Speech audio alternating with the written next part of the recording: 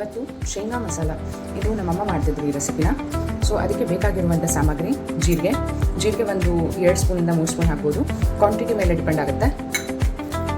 ಓಂಕಾಳು, ಹಸಿಮೆಣಸಿನಕಾಯಿ, 2 ರಿಂದ 1 table spoon ಅಷ್ಟು ಖಾರ ಪುಡಿ, ಮತ್ತು ಕಡಲೆ ಹಿಟ್ಟು 3 ರಿಂದ 4 ಸ್ಪೂನನ್ನು ತೊಗೊಂಡಿದ್ದೇನೆ, ಮತ್ತು ಶೇಂಗಾ, ಸ್ವಲ್ಪ ಇಂಗಿನ ಪೌಡರ್, ಹಾಗೆ ಎಣ್ಣೆ, ಕರಿಲಿಕ್ಕೆ ಎಣ್ಣೆ.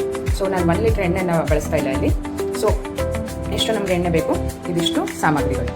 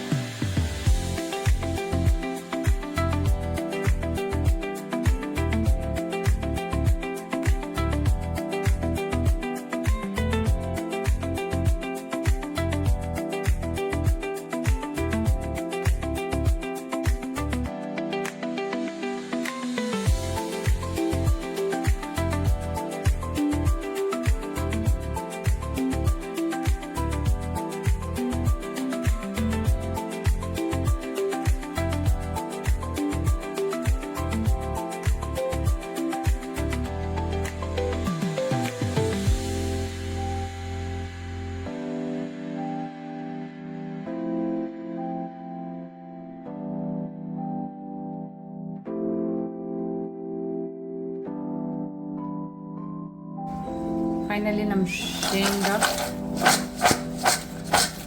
ರೆಡಿ ಆಗಿದೆ. ಸೊ ಇದನ್ನು ಚಹಾ ಜೊತೆಗೆ ಬಿಸಿಯಾದ ಇದನ್ನು ನಾನು ಇವಾಗ ಆರ್ಲಿಕ್ಕೆ ಬಿಡ್ತಾ ಇದ್ದೇನೆ.